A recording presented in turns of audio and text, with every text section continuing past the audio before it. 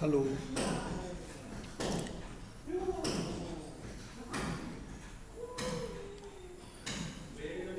In this chapter,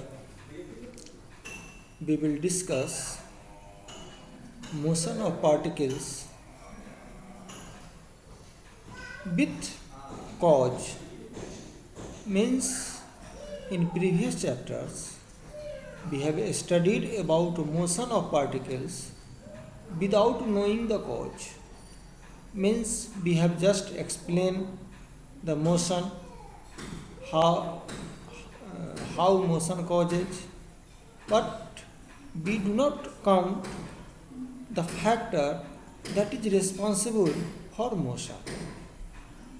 In this chapter, we will study with the cause, means what is the factor that may cause motion in any object.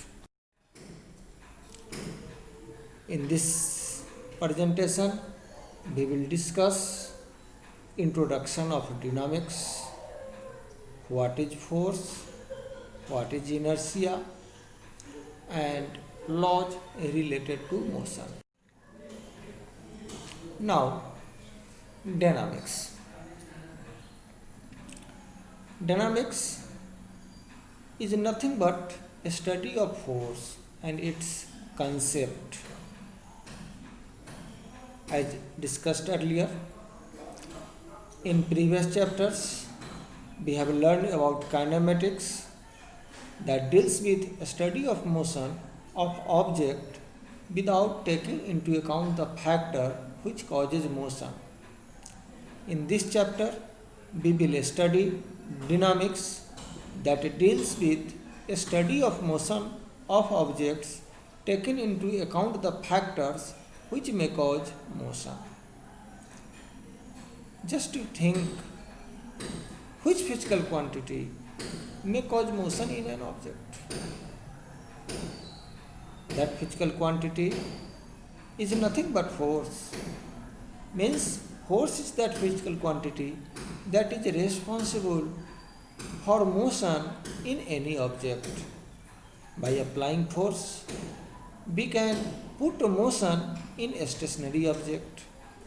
By applying force, we can just slow down or may in rest the moving object. Means if the object is in motion, then by applying force we can change its speed and we can keep the object in stationary also. That is dynamics. We will discuss in the chapter dynamics of particles, and it is nothing but force, a study of force and its properties. Now, what is force? Force is nothing but push and pull of an object. Its SI unit is Newton and dimension is ml t minus 2. Means if we applying a force in the form of either push or pull, means if we push any object, means force is applied on it, or if we pull any object, then force is applied on it. That's why force is nothing but push and pull.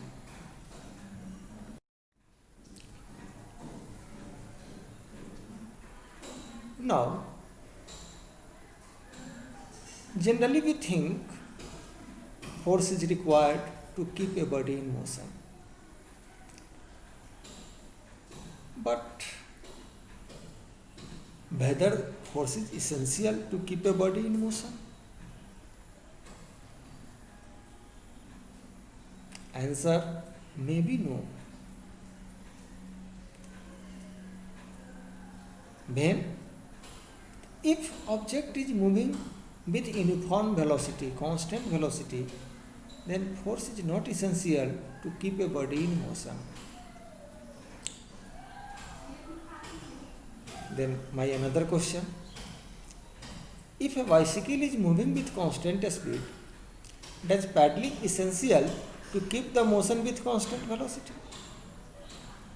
Means, if a bicycle is moving with constant speed, or you may say constant velocity, then paddling is essential. Whether paddling is essential or not to keep the motion with constant velocity. Answer. Your answer may be yes, because without paddling, if we stop paddling, it become in a rest after some time. Means it gradually slows down. It gradually slows down due to friction between the surface and the bicycle. In order to overcome the friction, we have to paddle our bicycle. Means paddling is required to keep the bicycle motion with constant speed. Means suppose if there is no friction, then if bicycle is in motion, then it will move with constant velocity. Means in that case, paddling is not required, but there is no any surface where there is no friction. And if there is no friction, we can't paddle the cycle. That's why paddling is required to keep the body or to keep the bicycle in motion. Okay. Now, inertia. Inertia is the inherent property of any object that opposes in any change in its state of motion, and also opposes the cause that may change in its state of motion. Means it is the property of any object that opposes the change in its state of motion of any object. It is property of inertness, that is no action, and it is related to mass. Large mass, that is more mass, more inertia may be. A small mass, that is less inertia may be. Inertia is the property of mass. Inertia of any object is the property of mass. It arises due to mass of the object. It arises due to mass of the object. Now, laws of motion. Rules obeyed by object in dynamical condition are called laws of motion. There are three laws of motion. First law, second law, third law. First law, it is related when there is no force acting on any object, that is in the absence of external force. Second law of motion, it is the law obeyed when force is applied on any object, means presence of force and it is acting on any object. Third law, when two bodies are in contact and force is applied by one body to another, then there is a pair of forces, that is action-reaction pair. Now, it will be discussed one by one. First law of motion. In the absence of net force, a state of motion of an object remains constant. A state of motion means velocity of any object. Means a state of motion, any object related to its velocity. If force is not applied on any object, then velocity of the object remains constant, whatever may be its velocity. Means if no force is acting on any system, and if a body is in rest, it will continue in rest. it will remain in rest, or if a body is in motion, it will continue in motion with constant velocity. This is first law of motion. It is extended form of law of inertia. In inertia we have discussed law of inertness means opposes the change in its state of motion, means a body remain in its original state of motion. First law of motion also discuss if no force is applied on a body, a state of motion remain constant, means first law of motion is the extended form of law of inertia. Now second law of motion. What happens if a force is acting on any object? In first law we have discussed if there is no force acting on any object, then a state of motion remain constant. But if force is acting on any object, no doubt a state of motion of an object will change.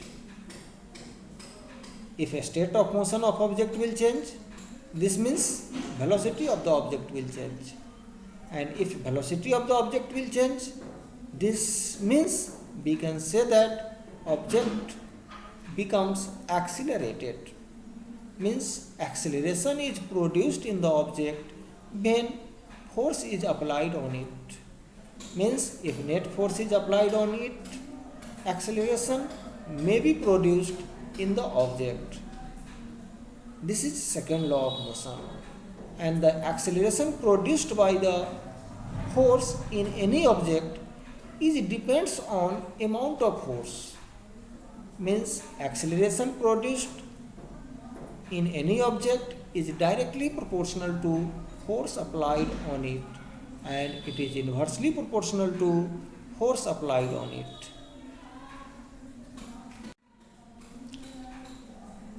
In this expression, the statement is written in mathematical form.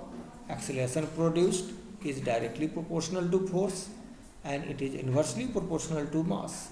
If we combine with these two equations, we get acceleration produced in the body is directly proportional to F divided by m, and it is equal to Kf divided by m, where K is proportionality constant and in SI system its value is taken 1. If we put the value of K is equal to 1, then A becomes F by m and F is equal to ma. This is mathematical relation of second law of motion, which provides a relation among force applied, acceleration produced and mass of an object. Here F is the net force, means if more than one force is acting on the system, then we first count the net force, means vector sum of all forces, and acceleration produced in the body is directly proportional to net force applied on the object. Momentum. It is product of mass and velocity of an object. It is represented by P. P is equal to m into v. It is mechanical index. Why it is called mechanical index? Because it gives complete information, mechanical information of any object at any instant. Means if we know the instant momentum of any object, we know its mass, instantaneous velocity, whether it is constant or not. If it is constant, then momentum is constant. If it is changes, then momentum is changing, and we can say acceleration is changing because velocity may change, and change in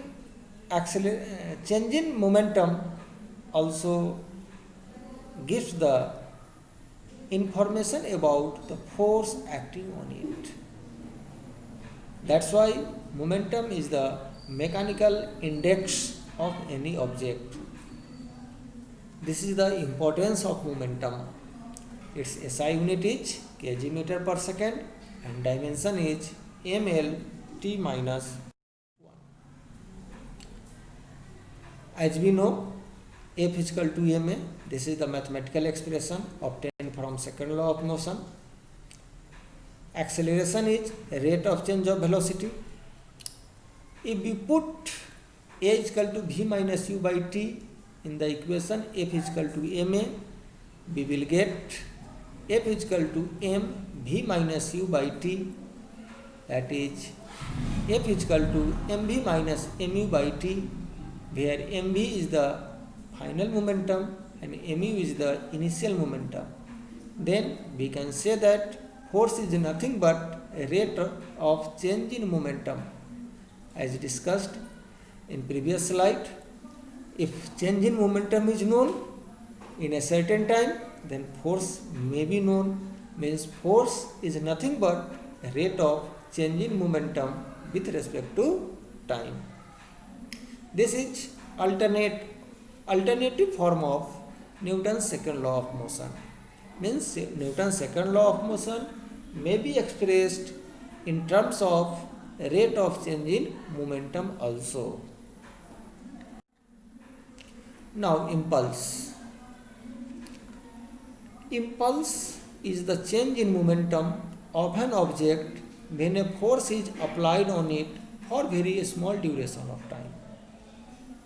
It may be expressed, impulse is change in momentum, or that is equal to force into time.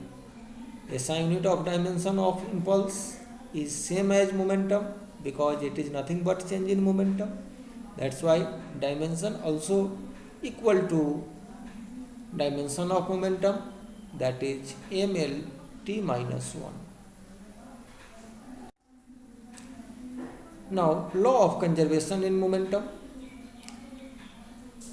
As we know, force is rate of change in momentum with respect to time. If external force acting on the body is 0, then we can say rate of change in momentum is 0. This implies that change in momentum is 0.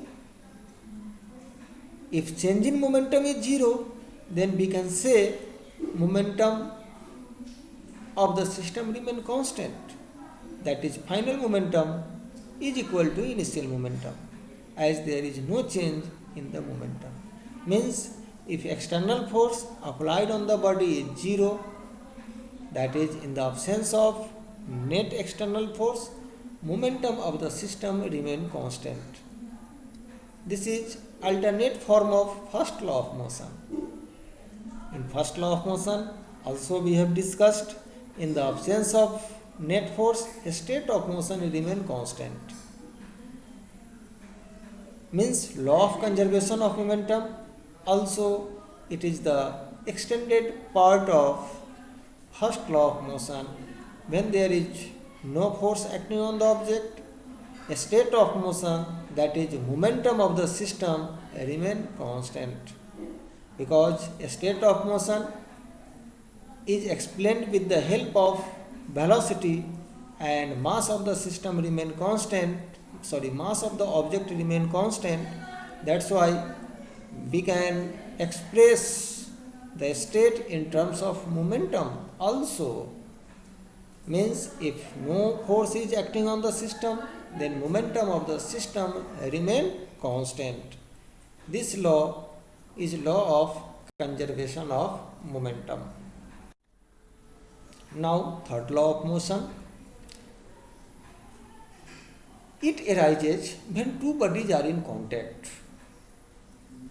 In first law we have discussed, if no force is acting on the system, then a state of motion remain constant. In second law we have discussed, if force is applied on the body, then a state of motion of the object will change, that is object will be accelerated, and we have obtained the relation force is equal to mass into acceleration, or the force is rate of change in momentum. In third law means in first two laws we have discussed force acting or not acting on any point object, and third law is applicable for pair of objects. Means if one body is in contact with another and if it applies force on second body, that is first body applied a force on second body, then second body must be required, that is apply a force on first body. This pair of forces are called action and reaction, and action and reaction acts on two different objects, acts simultaneously with same magnitude and opposite in direction. Means action and reaction acts on two different objects simultaneously with same magnitude opposite to each other. This is third law of motion. That's all. This is related to laws of motion. In next lecture we will discuss some common forces in mechanics. Now evaluate yourself.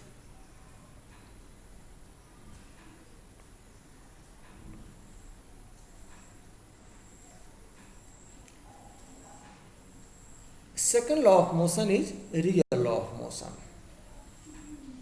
How can we say second law of motion is real law of motion?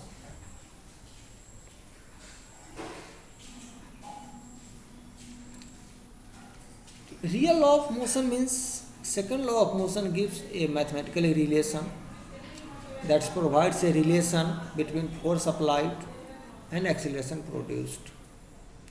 Also, first and third law may be obtained with the help of second law of motion. That's why second law of motion is real law of motion.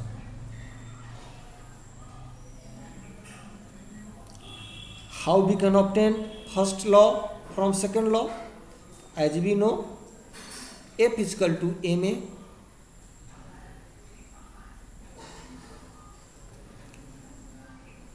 If F is equal to 0, then ma is equal to 0.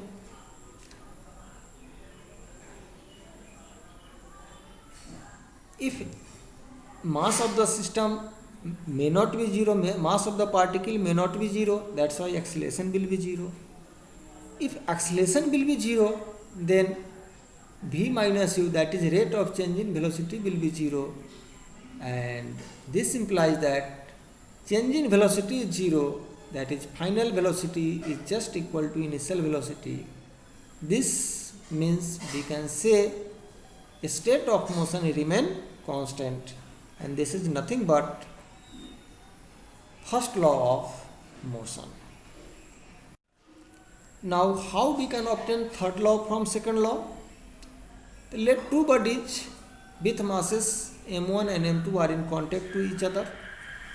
If force applied by first body on second body is F21 and force applied by second body on first body is F12, then change in momentum in first body is given by in time t is F12, that is equal to m1 change in velocity, that is v1 minus u1 divided by time.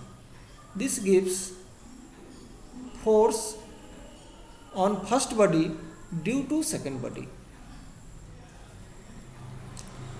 Then change in momentum in first body may be expressed from this equation: m1 v1 minus u1 is equal to f12 into t. Similarly, change in momentum in second body in time t is given by m2 v2 minus u2, and it is f21 into t. Since no external force acting on the system, hence momentum of the system remain constant. Means change in momentum in first body must be equal to change in momentum in second body in that time. Hence we can write m1 v1 minus u1 plus m2 v2 minus u2 is equal to 0, and if we put the values we can write f21t plus f12t is equal to 0, that is f21t is equal to negative of f12t and f21 is equal to minus of f12, and this is nothing but third law of motion. Now evaluate yourself.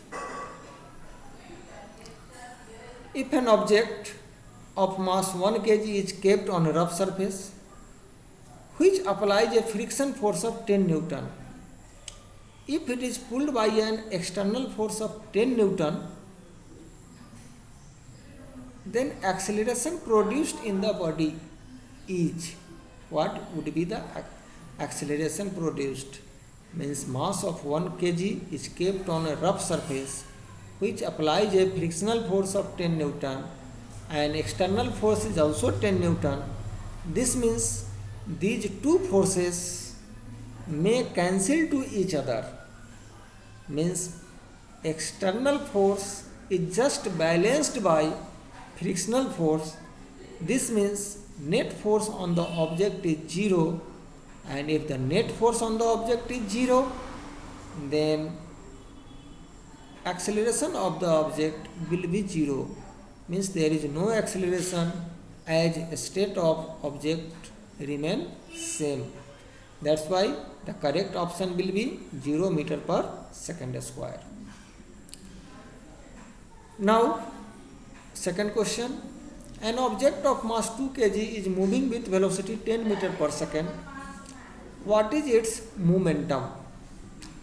As we know, momentum is mass into velocity. Here mass is 2 kg, velocity is 10 meter per second.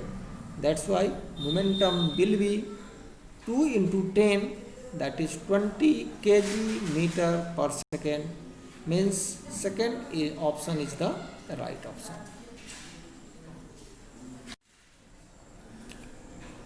Next, a ball of mass 500 gram moving with velocity 10 meter per second strikes with a wall and a rebound back with velocity 10 meter per second. Then calculate change in momentum. Change in momentum means final momentum minus initial momentum. Initial momentum is given by 500 gram into 10 meter per second. We have to convert 500 gram into kg. This will be 1 by 2 kg into 10 meter per second, means 5 kg meter per second. Initial momentum. Let the direction of velocity in positive, then initial momentum may be taken in positive direction. Now it is a strike with a wall and a rebound back with velocity 10 meter per second. In this case, velocity may be taken as negative because its direction has changed. Now the momentum becomes, final momentum in magnitude remains same with negative sign because all data has same, only direction has changed. Means initial momentum 5 kg meter per second, final momentum minus 5 kg meter per second. Total change in momentum becomes final minus initial, that is minus 5 and minus 5. This means minus 10 kg meter per second. Here in the option only magnitude has written. That's why the second option, that is kg meter per second, is the correct answer.